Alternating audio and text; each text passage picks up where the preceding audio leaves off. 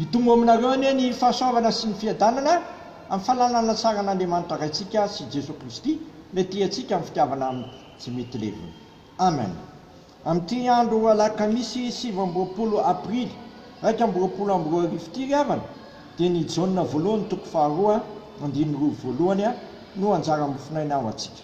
Jauna voalohany toko faharoa andiny roa voalohany. Ivavaka sika melohan'izany rehetra izany. Sitraka ao an-trano raha eo ny ampatanjaka anay amin'ny finoana. Ary izany no mahatonga anay mahazo fifaliana amin'ny fandrenesana indray ny mofinaina amin'ity andro ity. Dia ampangino ny ferehetra izay tsy avy aminao voaka ny ferenany no fefantatray mba aherezanay sy androfonay hatrany amin'ny finoananao ray zanaka fanamasinao. Dia miteneny ianao araka ny fombanao fa mien'izay mpanomponao. Sotra Jesosy. Amen. Eto amin'ity jauna voalohany toko faharoa andininy roa voalohany ity no anjara mofinainao antsika varotoy izao zany amin'ny anaran'i Jesosy. Anaka, izany zavatra zany no soratako aminareo mba tsy hanotanareo ary raha misy manota dia manana solovava ao amin'iray isika dia Jesosy Kristy ilay marina. Ary izy no avitra no voatantsika ary tsy noho ny antsika ihany fa noho ny an'izao tontolo izao koa. Ray masonao manamasinanay amin'ny fahamarinana ny teninao amin'ny fahamarinana. Amen. Eto amin'ity lahatsoratra masina ity no anjara mofinainao antsika ry havana dia ny jauna voalohany toko faharoa andiny roa voalohany izay mampiseho ny hahalehibe ny fitiavan'Andriamanitra antsika ka nanendreny an'i Kristy lay marina ho avitra no ny fahotantsika ary nataony mihitsy i Jesosy Kristy ilay marina ny mpisolovava atsika. Fantatr'Andriamanitra mantsy fa mora manisy itsika, mora mivily makahana amin'ny ratsy. Kanefa mbola miantso atsika koa izy eto amin'ity lahatsoratra masina ity amin'ny alalan'ny apôstôly Jaona manao hoe izany zavatra izany soratako aminareo mba tsy hanotanareo. Satria mazava izay lazain'ny apôstôly Jaona eto amin'ity epistily ity, lazainy fa Andriamanitra dia mazava ary tsy misy maizina akory ao aminy. Raha tika miteny hafa, Andriamanitra dia mazava ary tsy misy ratsy akory ao aminy ary tsisy lainga akory ao aminy.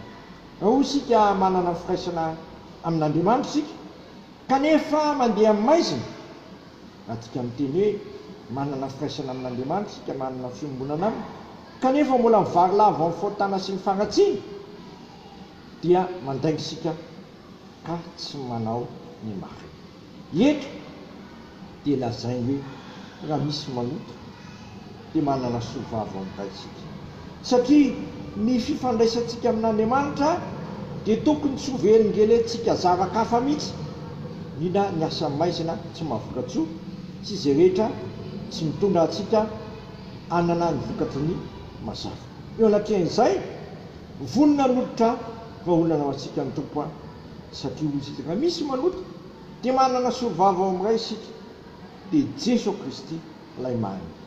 Jesosy Kristy ilay marina vonona anaiky hanamarina anao, vonona hisolovava anao, vonona hiady ho anao ary tsy vitany hoe vonona hiady ho anao ihany fa nanaiky nanolotena hosorona na fanatitra ampitsahatra ny fahatezeran'Andriamanitra. Izany raha teo ny dikany hoe avitra fanatitra ampitsahatra ny fahatezeran'Andriamanitra. Hitantsika izany amin'ilay teny kely telo eo amin'ny hoe avitra hoe fanatitra fahatongonana mpatazeran'Andriamanitra. Ry havana, mora mivily amin'ny voatanitsika, mora manao ratsika. Eo anatrehan'izany tsy avelan'Andriamanitra ho levona izany faratsiny izany tsika, tsy avelan'Andriamanitra mandevojina izany tsika. Ino izy manolotra an' Jesosy Kristy tompontsika ilay marina, vonona isolovavanao.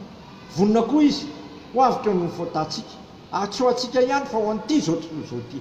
Azany no mahatonga antsika tsy ho tafamandry fa hiezaka hatrany hampandroso ny finoana ny filazantsara, anambaran'i Jesosy Kristy etsy aloha satria i Jesosy Kristy reo ihany no ilay zanak'Andriamanitra sy manaisotra amin'ny foatany zao tontolo zao.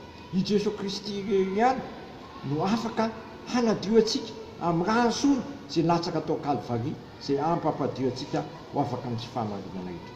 Raha mbola hita amin'izao tontolo zao tsika dia mora voapetipety ny loto sy ny faratsiana maro samihafa ka manatona an' Jesosy.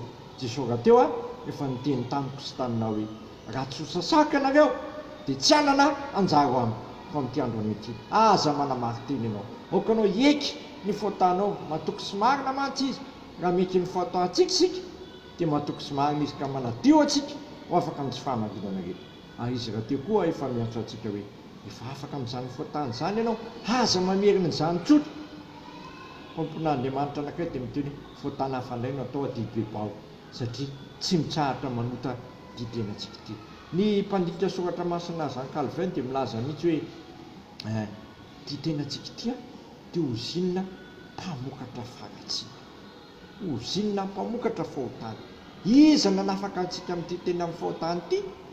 Soa ihany fa misy an'i Jesosy Kristy. Ilay avy mananantsika fiainana. Sady izy rahateo koa nga sanako no afaka anareo dia afaka tokoa ianareo.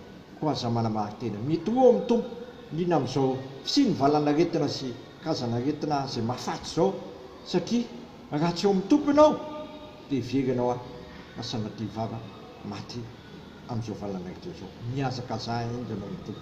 Ibaboa ny heliko rehetra, lazao aminy sy ambarao aminy ny faotanao fa vonona nadianao izy sy hanafaka amin'ny faotanao rehetra. Ary aza manamary tena fa vonona koa izy misolo vavanao satria izy ilay marina, vonona na marina ampamita sy ianao. Ary vonona ho afaka ny faotako sy ny faotanao ary tsy ho anahy ihany fa ho an'ity zao tontolo zao ity. Ambarao sy tohy amin'ny olona rehetra zany mba hisy fiadanana ho asy ho anao ka itenen'i Jesosy Kristy hoe fiadanako no meko anareo, fiadanako no avelako anareo. Amen. Misaotranao izay raha eo noho ny amin'izany teny maro izay nomenao anay ihany tamin'ity andron'ity.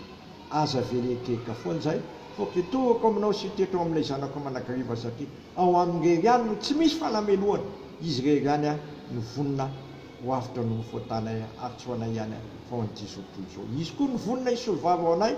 Izy rahateo ka havanan'Andriamanitra ray tsy toa mifona ho anay amin'ny fonona mandrakizay. Ataovy mino sy mitetra amin'ny fononanao izay Jesosy fa kanamiza moa izay fa ianao no manana ny teny fiainana mandrakizay. Dia sitrakainy ary hivavaka hoe anay izay an-danitra masina ane ny naranao, ho tonga ane ny fanjakanao, atao ane ny sitraponao ity an-tany tahaka ny danitra. Menao an'iny anina sahazo anay ary mamila ny elokay tahaka na mialana izay milika taminay, aiza mitondra anay amin'ny fakapana fa manafana amin'ny ratsy fanao amin'ny fanjakana sy ny hery ary voninahitra manakizay. Amen. Aiza nitsogany ary ny fiadanana n'Andriamanitra izay mihoatra no fahalalana rehetra hiaro ny fonareo sy ny hevitrareo amin'ny Kristy Jesosy matoky izay niantso anareo sady izy ihany nanefy izany. Amen. Voninahitra ane ho an'Andriamanitra rery ihany amin'ny anaran'ny Ray sy ny Zanaka ary ny Fanahy Masina. Amen.